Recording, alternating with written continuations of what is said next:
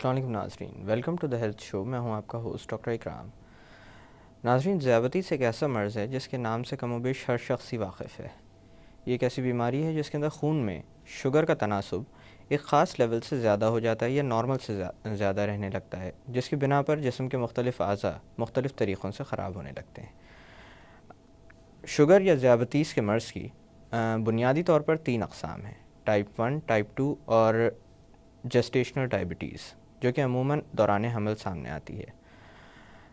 آج ہم بات کریں گے جسٹیشنل ڈائبٹیز کے متعلق، لیکن اس سے پہلے میں ٹائپ 1 اور ٹائپ 2 کے بارے میں تھوڑا سا آپ کو بتاتا چلوں کہ وہ ذیابیطس جس میں ابتدائی طور پر ہی انسولین کی ضرورت پیش آ جاتی ہے اور عموماً جو عمر کے شروع کے حصوں میں یا نوجوانی میں سامنے آتی ہے، وہ ٹائپ 1 کنسیڈر کی جاتی ہے اور اس کا واحد علاج انسولین میں پوشیدہ ہے۔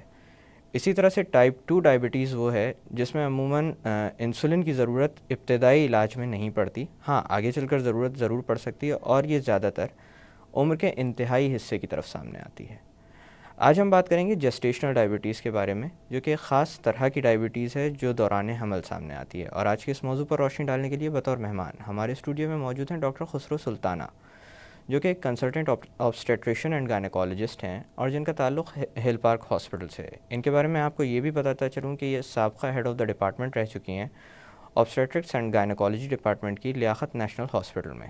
آئیے ان سے بات کرتے ہیں۔ السلام علیکم ڈاکٹر صاحبہ۔ السلام علیکم۔ کیسی ہیں آپ؟ اللہ کا شکر، میں ٹھیک ہوں، آپ ٹھیک ہیں؟ بالکل، اللہ کا کرم ہے۔ اور سب سے پہلے تو بہت بہت شکریہ کہ آج آپ نے اپنا قیمتی وقت ہمیں دیا آج کے اس اہم موضوع پر بات کرنے کے لیے۔ شکریہ یاد کرنے کا۔ ڈاکٹر صاحب، جسٹیشنل ڈائبٹیز یا دوران حمل سامنے آنے والی ڈائبٹیز کتنی زیادہ نظر آتی ہے ہمارے خطے میں؟ عام طور سے تقریباً 4% پریگنینسی، 4% پریگنینسیز ہوتی ہیں، اس میں گیسٹیشنل ڈائبٹیز سامنے آتا ہے، اور میں آج کل یہ دیکھ رہی ہوں کہ اس کی فریکوینسی بڑھتی جا رہی ہے اور زیادہ ہو رہا ہے۔ خاص کر آپ نے سنا ہوگا پالیسسٹک اووریز، جی، اس میں شوگر انٹالرنس ڈیولپ ہو جاتی ہے، انسولین انسینسٹیوٹی ہو جاتی ہے، جی، تو اس کی وجہ سے بھی فریکوینسی اس کی بڑھ رہی ہے۔ دوسری وجہ، لوگ اپنی ڈائٹ کا خیال نہیں رکھتے، وزن بڑھ رہا ہے تو جو باڈی ماس انڈیکس بڑھ جاتا ہے، جی، تو وہ بھی کاربوہائیڈریٹ انٹالرنس کی طرف لے جاتا ہے ہمیں، اور ایکسرسائز نہ ہو تو بھی۔ تو مجھے یہ امپریشن مل رہا ہے جو میں دیکھ رہی ہوں ڈیلی پریکٹس میں، کہ یہ فریکوینسی بڑھتی جا رہی ہے۔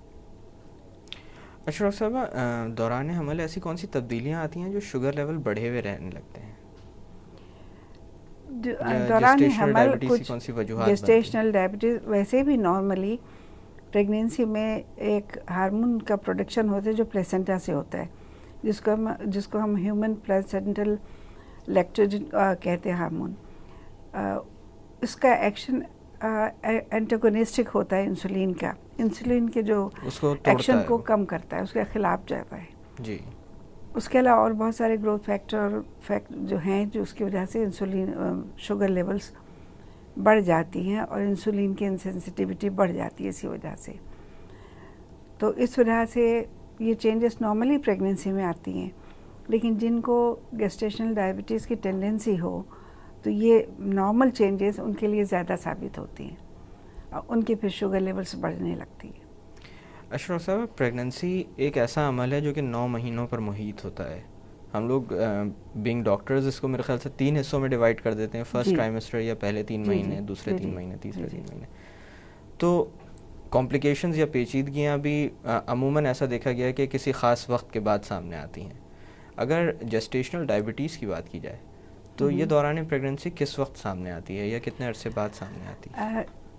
شروع کے دنوں میں جب پریگننسی ہوتی ہے تو ہارمون ایسٹروجن اور پروجسٹرون ڈومیننٹ ہوتے ہیں، جی، تو اس میں آپ کے شوگر لیولز بڑھی ہوئی نہیں ملتی ہیں، بلکہ وہ آپ کو نارمل ملیں گی۔ اکثر فاسٹنگ شوگر 70 ملی گرام پر ڈیسی لیٹر تک ملے گی، جی، لیکن جب سیکنڈ ٹرائمیسٹر شروع ہوتا ہے تو ڈیمانڈ بڑھتا ہے فیٹل فار شوگرز، تو اس میں پھر لیول زیادہ بڑھنے لگتی ہے، اسٹریس بڑھتی ہے، پلیسنٹل لیکٹوجن ہارمون جو ہے اس کی لیول بڑھتی ہے جو انسولین کی لیول کو اینٹاگونائز کرتا ہے، تو سیکنڈ ٹرائمیسٹر میں زیادہ آتی ہیں، ریویل ہوتا ہے۔ لیکن اگر آپ کو پہلے سے یہ اندازہ ہو کہ یہ مریض ایٹ رسک ہے جی آف ڈیولپنگ گیسٹیشنل ڈائبٹیز، حمل کے دوران جو ڈائبٹیز ہو جاتا ہے، تو وہ اس پہ آپ کو غور کرنا پڑتا ہے.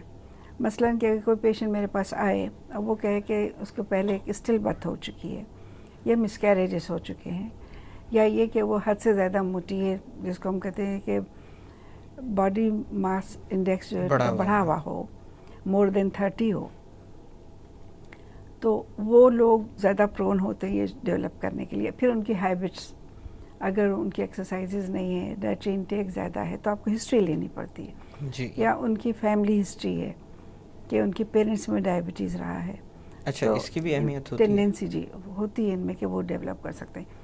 یا پہلے لارج بیبی کی ڈلیوری دے چکی ہوں، ہیوی ویٹ بیبیز پیدا کر چکی ہوں، یا اسٹل برتھ ہو چکی ہو، تو ایسے پیشنٹس ہوتے ہیں جن کو بغیر کسی سمٹم کے اسکرین کرنا چاہیے اس کے لیے.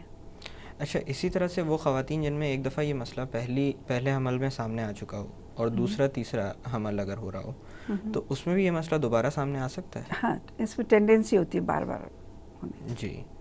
اچھا ڈاکٹر صاحبہ، کس طرح کی علامات مل سکتی ہیں جن کے اوپر اس طرف دھیان دینا چاہیے کہ دوران حمل شوگر بڑھی ہوئی رہنے لگی ہے؟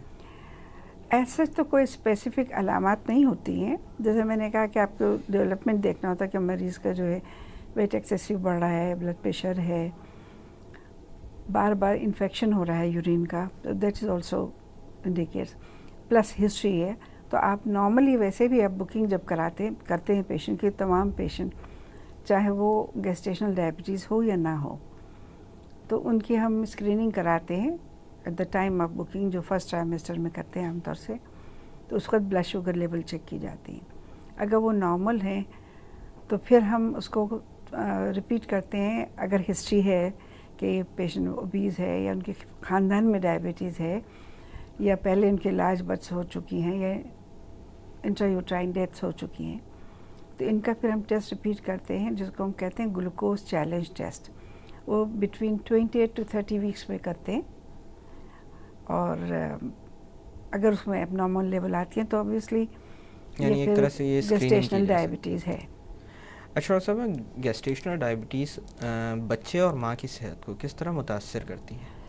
دیکھیے، ماں کی صحت کو تو گیسٹیشنل ڈائبٹیز سے، جیسا بھی میں نے کہا کہ چانسز ہوتے ہیں ان میں یورینری ٹریک انفیکشن بڑھ جاتے ہیں، ان کو پری ایکلیمشیا ڈیولپ ہوتا ہے، جو بلڈ پریشر رائز ہوتا ہے پریگنینسی میں، پری ایکلیمشیا اس کو ہم کہتے ہیں. جی. اور سویلنگ وغیرہ ڈیولپ ہو جاتی ہے. کمپلین کرتی ہیں کہ ان کو زیادہ یورین آ رہا ہے یا پیاس زیادہ لگ رہی ہے جب بلڈ شوگر لیول زیادہ بڑھی ہوئی ہوں تب. جی. اور بچے پر اثر اس کا یہ ہوتا ہے کہ ایک تو اگر کنٹرول نہ ہو، انڈائگنوز ہو، تو بچے کا آپ جب پیشنٹ کا آپ ایگزامن کریں گے تو لگتا ہے کہ جی بچے کا وزن زیادہ لگ رہا ہے، جو ان کی حمل کی ایج ہونی چاہیے جی. اس سے زیادہ ہے، جس کو ہم میکروسومیا کہتے ہیں. الٹرا ساؤنڈ سے آپ اس کو ڈیٹیکٹ کر سکتے ہیں، اور تو وہ ایک سائن ہوتا ہے. دوسرے پریگنینسی میں اگر آپ نے الٹرا ساؤنڈ ہوا اور اس میں لگا کہ اگر لائکر امی آئی جو بچے کی طرف فلیڈ ہوتا ہے، اگر وہ زیادہ ہو، مور دین 24 ملی میٹر ہو، جی. تو سسپیشن ہوتا ہے کہ موسٹ پرابیبلی ڈائبٹک ہیں، گیسٹیشنل ڈائبٹک ہیں. تو ایسے کیسز میں بھی ہم پھر ایسے سائنس نمودار ہوں تو ہم پھر وہ گلوکوز چیلنج ٹیسٹ کرتے ہیں. اچھا ڈاکٹر صاحب، حتمی طور پر اگر تشخیص کرنی ہو کہ آیا یہ معاملہ ہے یا یہ مسئلہ ہے بھی یا نہیں، جیسے اسکریننگ تو میرے خیال سے آپ کو یہ اندازہ دے دیتی ہے کہ آگے چل کر یہ مسئلہ پیش آ سکتا ہے، تو حتمی ڈائگنوسس یا حتمی تشخیص کے لیے کون سا ٹیسٹ اپنایا جاتا ہے؟ دیکھیے، اس میں تو گلوکوز چیلنج ٹیسٹ ہی ہم کرتے ہیں. جی. اور اسی میں ہمیں پتہ چل جاتا ہے کہ اگر بلڈ شوگر لیولس آ رہی ہیں، فاسٹنگ شوگرس ہیں. پریگنینسی میں تو ہم چاہتے ہیں کہ لیس دین 105 ہوں، ٹھیک ہے. آئیڈیلی 90 to 70 کے درمیان رکھتے ہیں فاسٹنگ شوگر. اور آفٹر 2 hours اگر گلوکوز لوڈ دینے کے بعد بلڈ شوگرس اگر مور دین 140 ملی گرام پر ڈیسی لیٹر ہیں تو that shows a positive glucose challenge test. اب اس میں بعض لوگ اس کو کنفرم کرنے لیں کہ آپ فل اورل ग्लूकोज टॉलरेंस टेस्ट आप कराते हैं, OGTT जिसे कहते हैं जी तो जिसमें आप 100 मिलीग्राम आप ग्लूकोज लोड देते हैं. पहले फास्टिंग शुगर चेक करते हैं 8 to 12 आवर्स की फास्टिंग के बाद, फिर आप ग्लूकोज देते हैं 100 मिलीग्राम ग्लूकोज देते हैं और उसके 1 आवर के बाद आप फिर चेक करते हैं, फिर 2 आवर्स के बाद और 3 आवर्स के बाद. 1 आवर के blood sugar level should be less than 165 और 2 आवर्स के blood sugar should be less than 140.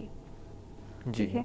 अब इसमें ये है कि मैं तो नॉर्मली जो डील करती हूँ प्रेगनेंसीज में डायबिटिक गेस्टेशनल डायबिटिक्स में, मैं प्रेफर करती हूँ कि इनकी रैंडम ब्लड शुगर खाने के 2 घंटे के बाद वाली जो शुगर है वो लेस देन 140 हो और फास्टिंग ब्लड शुगर बिटवीन 90-100 हो. ये प्रेफरेबल है. डॉक्टर साहब यहाँ पर थोड़ी देर के लिए बातों का सिलसिला रोकते हैं. नाज़रीन वक्त हुआ एक छोटी सी कमर्शियल ब्रेक का. ब्रेक से वापस आकर जेस्टेशनल डायबिटीज़ के मुताल्लिक़ मज़ीद बात की जाएगी. Keep watching the health show.